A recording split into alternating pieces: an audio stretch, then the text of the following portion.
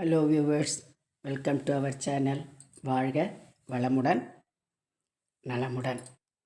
உலகம் யாவையும் தாமுறா வாக்களும் நிலைபெறுத்தலும் நீக்கலும் நீங்களா அலைகளா விளையாட்டுடையார் அவர் தலைவர் அன்னவர்க்கே சரண் நாங்களே. மூன்றடி நிலம் கேட்டு மூவுலகம் அளந்தவனும் மூன்றாம் யுகந்தன்னில் மூண்டுவிட்ட போர்நாளில் மயங்கி நின்ற பார்த்தனது சிந்தையது தெளிவு பெற மனித குல வாழ்க்கை நெறியை முத்தாக மொழிந்ததனை 2000 ஆண்டுகள் முன் ஈரடி குரட்பாவில் ஏற்றி வைத்தார் வள்ளுவனார் எனும் ஒரு தெய்வப்புலவர். வல்லவன் குரலும் வள்ளுவன் குரலும். இப்போ நம்ம பார்க்க போகிறது 6வது தலைப்புமா, நிலையற்ற மாயை. அதாவது உலகத்தில் எதுவுமே நிலையில்லைன்றத எப்படி பகவான் கீதையில் சொல்லியிருக்கிறாருன்றத. ஏகி சம்ஸ்பர்சஜா யோகா து கயோனய ஏவதே ஆத்யந்தவந்த கௌந்தேய ந தேஷு ரமேதே புதஹ. 5வது அத்தியாயம் 22வது ஸ்லோகம். இதுக்கு என்ன அர்த்தம்னா, புலன்களாலும் புலன்நுகர் பொருட்களாலும் ஒன்று சேரும்போது ஏற்படும் போகங்கள் அனைத்தும் உலகப்பற்றுடையவர்களுக்கு சுகமாக தோன்றிய போதிலும் அவை நிச்சயமாக துக்கத்திற்கு காரணமாகவே உள்ளன. மேலும் ஆரம்பமும் முடிவும் கொண்டவை, அனித்தியமானவை. போகங்களை அனுபவிக்கும் நேரத்தில் மனிதன் பிரமையினால் சிற்றின்பங்களை சுகமென்று கருதுவதால் முடிவில் அவையே அவனுடைய பலம், வீரியம், ஆயுள், மனம், புத்தி, பிராணன், திறமை இவற்றை அழித்து சாஸ்திர விரோதமாக நடந்து கொள்ளச் செய்து துன்பத்திற்கு ஆளாக்குகிறது. அதாவது என்ன சொல்கிறேன்னா, புலன்கள், 5 புலன்கள் நமக்கு இருக்கு இல்லையா? கண், மூக்கு, வாய், செவி. இந்த 5 புலன்களாலும் ஏற்படக்கூடிய ஒரு சுகமானது நிலையற்ற தன்மை கொண்டது அப்படின்றாரு. அந்த நிமிஷத்துக்கு நம்ம அதை அனுபவிக்கிற நேரத்தில் சுகம் கொடுப்பது போல தோன்றினாலும் ஆனால் அது நிலையற்றது அப்படின்னு சொல்கிறாரு. அந்த நிலையற்றதை மனிதன் இதுதான் நிரந்தரம்ன்றா போல் அதுக்கு அடிமையாகும் பொழுது அந்த சுகமே, அந்த 5 புலன்களால் ஏற்படக்கூடிய அந்த சுகமே என்ன ஆகிறது? கொஞ்சம் கொஞ்சமாக ஒரு மனிதனுடைய பலம், வீரியம், அவனுடைய ஆக்ரோஷத்தை, அவனுடைய ஆயுளை, அவனுடைய புத்தியை, மனதை, கடைசியாக பிராணன், உயிரை எல்லாத்தையுமே அழிக்க வல்லது. அது என்ன நிலையற்றது அப்படின்னா உண்மையானா ஒன்றும் வேணாம். நம்ம ஒரு பூவை எடுத்துக்கோங்க. மல்லிப்பூ அந்த செடியில் அந்த ராத்திரிக்கு மேலே அந்த மலர்ற நேரத்துக்கு அதனுடைய வாசனை அப்படி இருக்கும். ஒரு மருதாணி செடி இருக்கிற இடத்துல ஒரு மருதாணி பூவோ ஒரு மல்லிப்பூவோ இதெல்லாம் இருக்கிற இடம் அந்த இரவுக்கு மேலே அது கொஞ்சம் கொஞ்சமாக அந்த மலர்ற நேரத்தில் பார்த்தோம்னாலே அந்த இடத்த சுற்றியுமே அவ்வளோ ஒரு நறுமணத்தோடு அவ்வளோ நல்லாயிருக்கும். ஆனால் இப்போ அதே பூவு நிரந்தரமாக இருக்கக்கூடியதுன்னா அந்த வாசனை எப்போவுமே தானே இருக்கணும். அந்த பூச்செடியிலேயே இருந்தாலும் சரி, இல்லை நம்ம அதை பறித்து சுவாமி படத்துக்கே வச்சாலும் சரி, இல்லை நம்ம தலையிலேயே அதை எப்படி பார்த்தோம்னாலும் அதனுடைய ஆயுள் ஒரு சில நேரங்கள் தான். சுவாமி படத்துக்கு வச்சுட்டதுனாலையும் அது நிரந்தரமாக ஆகிறது கிடையாது இல்லையா? சுவாமி படத்தில் வச்சுட்டாலும் என்ன ஆகிறது? கொஞ்ச நேரத்துக்கெல்லாம் ஒரு மேக்சிமம் அந்த நம்ம தலையில் வச்சா பாடி சூடில் ஒரு 2 மணி நேரத்தில் வாடுறதுன்னா சுவாமி படத்தில் ஒரு 4 மணி நேரம் இருக்கலாம், அவ்வளோதான் இல்லையா? அதுக்கப்புறம் அது தன்னுடைய நிலையை இழந்து விடுகிறது. அந்த வாசனையும் போய் அதனுடைய நிறமும் மாறி இல்லையா? சரி, அப்போ இது மட்டுமா? இது மூக்கினால் நுகரக்கூடியதுக்காக சொல்கிறோம். சாப்பாட்டை எடுத்துக்கோங்க. இப்போ இவ்வளோ டேஸ்டாக சும்மா ஊரே மணக்கிற அளவுக்கு நம்ம நல்லா ஒரு கேசரியே பண்ணுறதா இருக்கட்டும், நம்ம ஒரு இந்த சாதம் பண்ணுறதா, எது ஒன்றா நம்ம சமைக்கிறதாவே இருக்கட்டும், அந்த தெருவுக்கே என்னமோ வாசனை மூக்க தொலைக்கிறாப்புல அவ்வளோ நல்லா இருக்குது வாஸ்தவம். ஆனால் மேக்சிமம் அது எவ்வளோ நேரத்துக்கு இருக்கும்? ஃபஸ்ட்டு பாயிண்ட்டு, அது சூடாக இருக்கும் பொழுது இருக்கிற சுவையே வேறு. அது ஒரு குறிப்பிட்ட நேரத்தை கடந்து ஆறினதுக்கப்புறம் அதனுடைய சுவையே வேறு மாதிரி இருக்குது. அதையும் தாண்டி இன்னும் கொஞ்சம் நேரமாகும் பொழுது இன்னும் அதனுடைய சுவை மட்டுப்படுகிறது. எல்லாத்துக்கும் மேலே அது ஒரு நாளை அல்லது 12 மணியை கடந்தோ அல்லது ஒரு நாளை கடந்தோ விட்டால் மறுநாள் அதை நம்ம சாப்பிடக்கூடிய தகுதியில் இருக்கிறதா? இல்லை. அப்போது வாயினால் நம்ம சுவைக்கிறோன்னு சொல்கிறோம். அது அந்த நேரத்துக்கு நம்ம எதுவும் நிரந்தரமில்லை. அவ்வளோ நம்ம தான் பண்ணுறோம். அவ்வளோ வாசனையோடு போட்டு எல்லா இருக்கிற பொருளெல்லாம் போட்டு தெருவே மணக்கிற வரைக்கும் எல்லாம் அவ்வளோ சுவையாக ரொம்பவே நல்லா பண்ணுறோம் நம்ம. ஆனாலும் அதனுடைய ஆயுட்காலம்னு ஒன்று இருக்குது. அது நிரந்தரம் கிடையாது. எதுவுமேம்மா மலை கல்லுகள் முதல் கொண்டு நிலையற்றது தான். எத்தனையோ மலைகளே என்ன சொல்கிறாங்க, உயரம் கம்மியாகிறதுன்றாங்க. ஒன்றும் வேணாம், இமயமலையில் இருக்கிற அந்த இதுவே என்ன ஆகுது, அதே இப்போ ஐஸ் கட்டியெல்லாம் அந்த உருகிறதுன்றாங்க. அப்போ அவ்வளோ நடந்தது, இப்போ இல்லைன்றாங்க. நிலையற்றது எதுவுமே நிலை இல்லை. ஒன்றும் வேணாம், ஒரு காலத்தில் தனுஷ்கோட்டின்னு இருந்ததுன்னாங்க, கடல் கொண்டு போயிடுச்சுன்னாங்க. நம்மளுடைய ஏஜில் இருக்கவங்களுக்கெல்லாம் தனுஷ்கோட்டினா ஒரு சிலர் பார்த்துருக்கலாம், ஓகே. நிறைய பேர் இப்போ அடுத்த ஜெனரேஷனுக்கெல்லாம் முதலே தெரிஞ்சிருக்குமோ தனுஷ்கோட்டின்னு ஒன்று இருந்தது, கடல் கொண்டு போயிடுச்சுன்றாங்க. நம்ம கண்ணெதிர்க்க நம்ம பார்த்தோமா இல்லையாம்மா? ஒரு 20 வருஷத்துக்கு முன்னே 25 வருஷத்துக்கு முன்னே சுனாமி வந்தது, எது இருந்தது? இப்போ அதுக்கு முன்னே எத்தனை இருந்திருக்கும்? அந்த சுனாமியில் அடித்து கொள்ளப்பட்டதெல்லாம் இப்போ அடுத்த ஜெனரேஷன் ஒரு 10 வருஷத்துக்கு முன்னே 15 வருஷத்துக்கு முன்னே பிறந்தவங்களுக்கெல்லாம் அப்போ என்ன இருந்ததுன்றது யாருக்காவது தெரியுமா? ஏன்னா அது இல்லை, நிலை இல்லை. எல்லாம் கல் தான். கல் வீடுங்க இருந்தது, கார் இருந்தது, எல்லாமே இருந்தது. ஆனாலும் என்ன, நிலை இல்லை. இது எல்லாத்துக்கு மேலே என்ன சொல்கிறான், நம்ம உடம்பே நிலை இல்லை. அப்போது நம்மளே நிலை இல்லைன்னும் பொழுது வேறு எதுவும் நிரந்தரம் இல்லை, நிலை இல்லை. புறத்தில் தோன்றும் பொருட்களை மாயை என்னும்போது அவற்றால் ஏற்படும் சுகம் எப்படி நிலையானது? ஒரு பொருளே நிரந்தரம் இல்லை அப்படின்னும் பொழுது அதனால் ஏற்படக்கூடிய சுகம் நிரந்தரமா? தற்சமயத்துக்கு அது சுகம், அவ்வளோதான். அந்த சுகம் நான் அப்பா எப்படி இருக்குது அப்படின்னு நம்ம ஒரு கார்லேயே நம்ம போகிறோம், ஓகே, நல்ல ஏசி காரு, உள்ளுக்குள்ளேயே தூங்கலாம் கொள்ளலாம், என்னென்ன வசதி உண்டோ அத்தனையும் இருக்குது, ஓகே. எவ்வளோ அதை அனுபவிக்க முடியும்? முதல்ல அதை கண்டினியூட்டியாக நம்மளால் அனுபவிக்க முடியுமா? கண்டினியூட்டியாக அனுபவிக்கும் போதே நமக்கு முதல்ல அது மேலே வெறுப்பு தட்டிடும். முதல் பாயிண்ட்டு அதை ஏன்னா நீ ஒன்றத்தை கண்டினியூட்டியாக அனுபவிக்கும் போதே அது ஆட்டோமேட்டிக்காக பழுதாயிடும். ஃபஸ்ட்டு ஒன்ஸ் பழுதாயினத்துக்கு அப்புறமாவே ஒரு முறை பழுதானாலே அதை மறுபடியும் நம்ம அதை சரி செய்து பண்ணுறதுலையே நமக்கு அது மேலே வெறுப்பே வந்துடும். அந்த காருன்றதே ஒரு சுகம் கிடையாது, ஒரு நிரந்தரம் கிடையாது. தற்காலிகத்துக்கு நம்மளுடைய சுமைகளையோ அல்லது நம்மளுடைய ஒரு சில ஒரு இதெல்லாம் குறைக்கிறதுக்காக ஏற்படுத்தப்பட்ட ஒரு பொருள் தானே தவிர அது நிரந்தரம் அந்த பொருளே நிரந்தரம் இல்லை அப்படின்னும் பொழுது அதனால் வரக்கூடிய சுகம் எப்போவுமே நிரந்தரம் கிடையாது. இயற்கையில் ஆண்டவன் வச்சிருக்கிற பொருளுக்கே நிலை இல்லைன்னு போது நம்ம உபயோகப்படுத்துகிற நாம் உருவாக்குற பொருட்களுக்களால் என்ன சுகம் இருக்கும், என்ன நிரந்தரத்தன்மை இருக்கும் இல்லையா?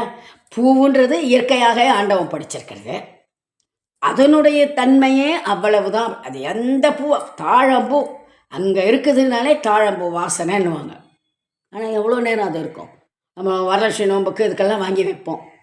அந்த நோம்புக்கு முதல் நாள் வாங்கி நோம்புக்கு வச்சோம்னாலே மறுநாளே அது எப்படி நிறம் மாறுது, அதனுடைய வாசனை மங்கி போயிடுது இல்லையா? அப்போது அதுவே நிலையில்லைன்னு போது அதனுடைய சுகம், அதனுடைய சுவை, அதனுடைய அந்த நறுமை எதுவுமே நிரந்தரம் கிடையாது. அதுதான் என்ன சொல்கிறாரு, புறத்தே தோன்றக்கூடிய பொருட்களே நிலை இல்லைன்னும் பொழுது அதனால் தோன்றக்கூடிய சுகமாகப்பட்டது எப்படி நிரந்தரமாக இருக்கும் இல்லையா? நம்ம எதை ஒன்றா வச்சுக்கோ, எதை நம்ம அனுபவித்தாலும் அதனுடைய சுகமாகப்பட்டது நிரந்தரம் இல்லை, எல்லாமே மாயையால் தோற்றுவிக்கப்படுகிறது, அவ்வளவுதான். இப்போது இதையே வள்ளுவர் எப்படி சொல்கிறாருன்னு பார்க்கலாமா? நிலையாமைன்ற அதிகாரத்திலம்மா குறள் எண் 331. நல்லாதவற்றை நிலையின் என்றுணரும் புல்லறிவாண்மை கடை. பரிமேலழகர் என்ன சொல்கிறாரு? நிலையுதல் இலவாகிய பொருட்களை நிலையுதல் உடைய என்று கருதுகின்ற துறந்தார்க்கு இழிவு. அதாவது இவ்வுலகில் நிலையில்லாதவற்றை நிலைபேருடையவை என்று நினைக்கும் அறியாமை மிகவும் இழிவானது. ஒரு பொருள் நிரந்தரம் இல்லை அப்படின்றத நன்கு உணர்ந்து கொண்டும் ஆனால் அது நிலையானதுன்னு அதன் பின்னால் செல்றதோ அல்லது அதுக்கு ஒரு அடிமையாகவோ அதற்கு ஒரு மயங்கியோ நாம் இருக்கக்கூடிய அந்த குணமாகப்பட்டது மிகப்பெரிய இழிவான குணம் இருக்குது. நாம் உலக வாழ்க்கையில் அனுபவிக்கிறதுக்கு இதெல்லாம் ஆண்டவன் படைச்சிருக்கிறோம். ரசிக்கிறோம், கண்ணால் ரசிக்கிறத ரசிக்கிறோம், காதால் கேட்கக்கூடியதை நல்லதை கேட்குறோம், அல்லது சுவைக்கக்கூடிய உணவு நம்ம உயிர் வாழ்வதற்கு எல்லாமே எஸ். இப்போ இந்த நேரத்துக்கு அந்த எண்ணத்தில் தான் இது நிரந்தரம் அப்படின்ற ஒரு எண்ணத்தை யார் மனதில் தோன்றினாலும் அது மிகவுமே இழிவான குணம். ஒன்றும் வேணாம், நம்ம ஒரு வைக்கிறேன்ப்பா, சரிம்மா நான் வீடு கட்டி வைக்கிறேன், நல்லா பல கோடி போடும், எவ்வளோ பெரிய பங்களாஸ், அப்படியே ஒவ்வொரு கதவுமே இந்த மரம் அந்த மரம்னு இலக்கத்திலே ஒஸ்தியான மரத்தை வச்சு என்னென்ன வசதிகள் உண்டோ அத்தனையுமே கூட வைக்கிறேன்னு வச்சுக்கோ. எவ்வளவு வருடங்கள் அது தாங்கும் இல்லையா? சரி, அப்படியே இருந்தாலும் நான் அதை அனுபவிக்கிறேன்னு வச்சுக்கோ. எனக்கு பின்னால் வர சந்ததி அதே பக்குவ முறையில் அதே ஒரு நல்ல ஒரு விதத்தில் அதை பாதுகாத்தா அட்லீஸ்ட் இன்னும் குறைந்தபட்சம் இன்னும் சில வருடங்கள் அதனுடைய தன்மை இருக்கும். அதுவும் இல்லை, அவை ஏனோ தானோன்னு எனக்கு அப்புறம் வர சந்ததி பார்க்கறதுன்னு வச்சுக்கோ. என்ன நடக்கும்? அந்த பில்டிங் 4 வட்டத்தில் ஒரு பாழடைஞ்ச பங்களா நிலைமைக்கு ஆகும். நான் இருக்கும் பொழுது அவ்வளோ வசதிகளுடன் அவ்வளோ பெரிய பிரம்மாண்டமாக ஒரு ராஜா அரண்மனை போல இருக்க நான் ஆண்டு கொண்ட வீடாகப்பட்டது. அதனுடைய ஒரு காலகட்டம் முடியும் பொழுது அது தன்னுடைய சோபையை இழந்து, தன்னுடைய வசதிகளை இழந்து, தன்னுடைய உருவத்தை மாற்றி ஒரு பாழடைந்த பங்களாவை போல ஆகும். அதையும் இன்னும் தாண்டி போகும்பொழுது என்ன ஆகும்? அந்த மாதிரி ஒரு பங்களா இருந்த சுவடே எல்லாமே இன்னும் குட்டிச்சோர் லெவலுக்கு வந்துடும். அப்போ எது நிரந்தரம்? நான் கட்டின வீடு நிரந்தரமா? இல்லை அதில் வச்ச வசதிகள் நிரந்தரமா? இல்லை, அவை தற்காலிகத்துக்காக நமக்கு சுகம் தர. அதை மனசுக்குள்ளே நம்ம எப்போ உள்வாங்கிட்டோமானாலும் அப்போ அந்த மாதிரி பொருட்கள் நம்மளை விட்டு போகும்பொழுது நமக்கு மயக்கம் வராது, நமக்கு வேதனை வராது. அதை தான் சொல்கிறாங்க. சரி, நிலையற்ற மாயைன்னு எதுக்கு? அப்போ எதையுமே நீ ஆசைப்படக்கூடாதான்ற ஆங்கிளில் கண்ணபிரானும் சொல்லலை, வள்ளுவரும் சொல்லலை. ஆனால் அதை நிரந்தரமாக உன் மைண்டுக்குள்ளே கொண்டு போகாத. உன் அறிவில், உன் மனதில் இது என்றும் நிலையானதுன்ற எண்ணத்தை நீ வளர்த்துக்காத. இது இல்லை, இது இந்த நேரத்துக்கு இது இருக்குது, அவ்வளோதான். இது நாளைக்கு இல்லாமையும் போகலாம்ன்றதை விட இல்லாமல் போகும்.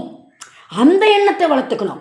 இன்னைக்கு இது இருக்குது, நாளைக்கு இது இல்லாமல் போகலாம்ன்றது எண்ணத்தை விட நாளைக்கே இது இல்லாமல் போகும். அந்த எண்ணத்தை வளர்த்துருக்கும் பொழுது நமக்கு அது நம்மை விட்டு போகும் பொழுது துன்பம் வராது. எதையும் மேலும் நிரந்தரம்ன்ற எண்ணத்தை நாம் என்றைக்குமே வளர்த்துக்கக்கூடாது. எது நிரந்தரம்? குழந்தையாக இருக்கும்போதே கொஞ்சம் ஆசையாக இருக்குது அவ்வளோ. ஆனால் அதுக்காக அந்த குழந்தையே வச்சுட்டு இருக்க முடியுமா? அந்த குழந்தையாவே அதே 2 வயசு குழந்தை 3 வயசு குழந்தையாவே நம்ம வச்சுட்டு இருக்க முடியுமா? அது அந்த பருவம் நிலையானதா? அப்போது நம்மளுடைய உருவத்தில் உள்ளதே நிலையானது இல்லை. பிறந்ததிலிருந்து 3 வயசு வரைக்கும் அந்த குழந்தையை நாம் கொஞ்சற விதமும் அதை நாம் பாதுகாக்கும் விதமும் நிரந்தரமாக ஆகிட்டா அப்புறம் என்ன இருக்குது உலகத்தில்? எல்லாம் இவ்வளோ தவழ்ந்து உட்காந்துட்டே இருக்கணும், அவ்வளோதான் இல்லையா? அந்த குழந்தைன்ற பருவத்திலிருந்து அவன் இன்னும் கொஞ்சம் ஒரு பையனாவோ சிறுமியாவோ வரும் பொழுதே நம்மளுடைய அணுகுமுறையும் மாறுகிறது, அந்த குழந்தையின் அணுகுமுறையும் மாறுகிறது. அப்போ எது நிரந்தரம்? குழந்தையா இருந்தது நிரந்தரமா, நிலையானதா? சிறுமியாக வளர்ந்தது நிலையானதா? குமரன் குமரியாக வளர்ந்ததா? அது எல்லாவற்றையும் தாண்டி மீண்டும் வயோதிகம் என்பதை நாம் அடைகிறோமே, அது நிரந்தரமா? அந்த வயோதிகமும் நிரந்தரம் இல்லையே. அப்போ உலகத்தில் எதுவுமே நிலையற்றது அப்படின்ற ஒரு முக்கியமான கருவை நம்ம அறிவிலையும் நம்ம மனதிலையும் பதிய வைத்து கொண்டால் துன்பம் என்பது இருக்காது. குறள் எண் 336. நெருநல் உளனொருவன் இன்றில்லை என்னும் பெருமை உடைத்தது எவ்வுலகு. ஒருவன் நெருநல் உள்ளானாயினின் அவனே இன்று இல்லையாயினான் என்று சொல்லும் பெருமை உடையது எவ்வுலகு. அதாவது என்ன சொல்கிறாருன்னா, நேற்றிருந்தவர் இன்று இல்லை அப்படின்னு ஒரு சொல்லுவாங்க இல்லையா? சொல் வழக்கில் என்ன சொல்லுவாங்க? நேற்று இருந்தவன் இன்னைக்கு இல்லை. அந்த மாதிரி நேற்று இருந்தவர் இன்று இல்லை என்று சொல்லும் நிலையாமையை தன் பெருமையாக கொண்டது இந்த உலகு. ஜடப்பொருளுக்கெல்லாமே போகலை. திருவள்ளுவர் நம்மளையே நீ ஏன் நிரந்தரம் இல்லைடா பா, இப்போ தானே பாப்பா, ஏய் போன வாரம் என்னோட பேசிதான், நேற்றுக்கு ஃபோனில் அவங்க கூட பேசினேன்ப்பா சொல்கிறோமா இல்லையா? என்னப்பா என்ன சொல்கிற, நியூஸ் போயிட்டாரா? ஐயோ நேற்றுக்கு ராத்திரி நான் ஃபோனில் பேசியிருந்தேனே சொல்கிறோம். பேசும்போது நாம் நினச்சோமா, அவரும் நினச்சிருப்பாரா நாளைக்கு கர்த்தால நம்ம இருக்க மாட்டோம் போயிடுவோன்னு? இல்லை. அப்போது நேற்றுக்கு இருந்தவர் நாளைக்கு இருப்பாரான்ற அளவுக்கு கூட நம்மளால் உறுதியாக சொல்ல முடியாத நிலையற்ற தன்மையை இந்த உலகம் பெருமையாக கொண்டிருக்குதுன்றாரு. அதாவது 10 வருஷம் 15 வருஷம் இருப்போமான்றத கற்பனைக்கு அவளு போல, நேற்று இருந்தவன் நாளைக்கு இருப்பானா? இல்லை. நேற்று இருந்தவர் இன்னைக்கு இல்லை. அவ்வளோதான் உலக வாழ்க்கை. அது உண்மை. ராத்திரி கூட நல்லா பேசினாருப்பா, படுத்துன சாப்பாடு கொடுத்தேன் எல்லாம், காலால் எழுந்து எழுப்பலான்னு பார்த்தா ஆளே இல்லைப்பா, போயிட்டாருப்பா சொல்கிறோமா இல்லையா? அந்த ஒரு நாள் இரவு பொழுதாகப்பட்டது அதனால தான் அவர் இன்னொரு குரலே என்ன சொல்வார்? தூங்கு எழுவது போல ஆனது பிறப்புன்னுவார். ஒவ்வொரு நாள் நீ தூங்கி எழுறதுவே ஒரு பிறப்பு தான். ஏன்னா படுத்துக்கும் பொழுது நம்ம படுத்துக்கிறோம், நாளைக்கு நமக்கு பொழுது விடிஞ்சு எரிந்துவோமா அப்படின்றது நமக்கு தெரியாது. அது ஒரு ஸ்லேடையாக கூட சொல்லுவாங்க, தூங்கி எழுந்தோமானா நாம் பால் குடிக்கலாம், எழுந்துக்கலைன்னா மற்றவங்க நமக்கு பால் ஊற்றுவாங்கன்னு ஒரு இதுவாக அதை கலாட்டாவாக சொல்லுவாங்க. அந்த அளவுக்கு நாம் தூங்குறது தான் நமக்கு கணக்கு. எழுந்துண்டா அன்னைக்கு நமக்கு ஒரு புது பிறவி. அதனால தான் சொல்கிறது, ஒவ்வொரு நாளையும் ஆண்டவனை நினைக்கிறோம், நல்லது செய்யணும்னு. ஏன் சொல்கிறேன்னா, இன்று ஒரு நாள் உனக்கு ஆண்டவன் ஒரு வாய்ப்பை கொடுத்திருக்கிறான். இன்னைக்கு நீ தூங்கி விழித்து எழுந்திருக்கிறேன்னு சொன்னால் இந்த நாள் அவனுக்கு கொடுத்த உனக்கு பரிசு. அப்போ இந்த நாளை எந்த நல்ல விதத்துலலாம் நம்ம கழிக்க, ஏன்னா நாளைக்கு மறுபடியும் வருமானதை நீயும் கற்பனை பண்ண முடியாது, யாரும் கற்பனை பண்ண முடியாது. அதுக்காக எல்லாருமே இன்னைக்கு தூங்கினா நாளைக்கு போயிடுவாங்க, அந்த அது நடக்குமா அப்படின்றத நீ அஷ்யூரன்ஸ் கொடுக்க முடியாதுன்றது தான். உறுதியிட்டு எஸ் இன்னைக்கு ராத்திரி தூங்கிட்டேன், நாளைக்கு நான் எழுந்து இதை பண்ணுறேன் பாரு சொல்ல முடியாது. அது நம்ம அனுபவ வாழ்க்கையில் நிறையவே நம்மளே பார்த்துருப்போம் இல்லையா? அந்த மாதிரி. அதனால தான் அந்த அளவுக்கு அவராவது ஆண்டவன் கிருஷ்ண பரமாத்மா சொன்னது என்ன? உலகில் உள்ள புறப்பொருள்களால் தோன்றக்கூடிய சுகம் எதுவுமே நிலையற்றது. ஏன்னா அந்த பொருட்களே நிலையில்லைன்னும் போது அதனால் தோன்றக்கூடிய சுகம் எவ்வளோ நிரந்தரமாக இருக்கும் அப்படின்றாங்கள. திருவள்ளுவர் அதுக்கு மேலேயே போய் என்ன சொல்கிறாரு? உன் உயிரே நிரந்தரம் இல்லை. நீ இன்னைக்கு இருக்கிறேன்னா நாளைக்கு நீ இருப்பையான்றத அளவுக்கு பெருமை. இந்த இடத்துல எப்படின்னா இகழ்ச்சி சொல்லி பெருமைப்படுத்துகிற அந்த அணி இது. நாளைக்கு நீ இருப்பியான்றத பெருமை கொண்டது உலகம். இதுக்கு பேர் பெருமையா? இல்லை, அந்த அளவுக்கு தாண்டா உலகம் அப்படின்றத சொல்லாமல் சொல்கிறாரு. தன் பெருமையாக கொண்டதை உலகன்னா அவ்வளோ பெருமையாக உலகத்துக்கு இதை பெருமையாக அவர் சேர்க்கலை. அவர் அவ்வளோதான்டா, அந்த அளவுக்கு பெருமை தான் இந்த உலகம் வச்சுட்டு இருக்குது. நீ இருக்கிற நாளைக்குனா நேற்றுக்கு ஒருத்தர் இருக்காருன்னா இன்றைக்கி அவர் இருக்கலை இல்லைன்ற அளவுக்கு உண்டான தகுதியை தான் இந்த உலகம் வைத்திருக்கிறது. அப்போது நம்மளே நிரந்தரம் இல்லை, நம்ம உயிர் நிரந்தரம் இல்லை, நம்மளால் ஏற்படக்கூடிய பொருட்களும் நிரந்தரம் இல்லைன்னு பொழுது அதனால் ஏற்படும் சுகங்களோ அவை எல்லாமே நிரந்தரமாக நமக்கு இருக்குதுன்ற மாயையை நாம் ஏற்படுத்திக்க கூடாது. குறள் எண் 337.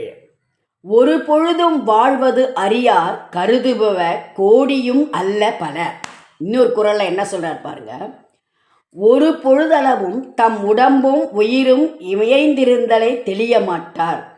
கோடியளவு அன்றி அதனினும் பலவாய் நினைவுகளை நினையா நிற்பர் அறிவிலாதார். என்ன கருத்து இதுக்குன்னா, இவ்வுலக மக்கள் ஒரு பொழுதாவது உயிருடன் வாழ்வோம் என உறுதியாக கூறும் நிலைப்பேறு அறியாதார். நான் இன்னும் 50 வருஷம் வாழ்வேன்ப்பா, நான் இன்னும் 80 வருஷம் வாழ்வேன் அப்படின்றத உறுதியிட்டு சொல்லக்கூடிய நிலை ஒரு மனிதருக்கும் கிடையாது. அந்த நிலையை யாரும் அறிய மாட்டார். உறுதியாக கூறும் நிலை பேரு அறியாதார். நான் இன்னும் இருப்பேன், அடுத்த 5 வருஷம் நான் பாரு எப்படி இருப்பேன் சொல்ல முடியாது. நேற்று இருந்தவர் இன்னைக்கு இல்லைன்ற நிலைமையில இருக்கும் பொழுது இன்னும் 5 வருஷம் கழிச்சு நான் இப்படி இருப்பேன்ற கற்பனைய நீ சொல்றேன்னா அதையே உறுதியிட்டு சொல்ல முடியாது. ஜனனமும் மரணமும் நம்மகிட்ட கிடையாது, நம்ம வாழ்க்கையே நம்மகிட்ட கிடையாது. அவன் போட்டதுன்றது அது இன்னும் உள்ளே போகணும். பொதுவாக சொல்லும் பொழுது பிறப்பும் நம்மக்கிட்ட இல்லை, இறப்பும் எப்போன்றது நம்மக்கிட்ட இல்லை. அப்போ அது நமக்கு தெரியாமையே நான் இன்னும் இத்தனை வருஷம் இருப்பேன், அத்தனை வருஷம் இருப்பேன்றத அதையே உறுதியாக நம்மளால் சொல்ல முடியாதது. ஆனால் நம்ம மனதில் தோன்றக்கூடிய ஆசைகள் எவ்வளோன்னு சொன்னால் கோடி கூட இல்லைடா, அதை போல் பல மடங்கு கோடி. ஒவ்வொரு மனிதனுக்குமே நாளைக்கு நம்ம உயிரோடு இருப்போமான்றதே உறுதியாக சொல்ல முடியாது எல்லா மனிதர்களாலும். ஆனாலும் ஒவ்வொரு மனிதர்களுடைய மனதிலும் எந்த அளவுக்கு ஆசைகள் இருக்குதுன்னா கோடி இல்லை, அந்த கோடியின் தன்மையை போல பல கோடி.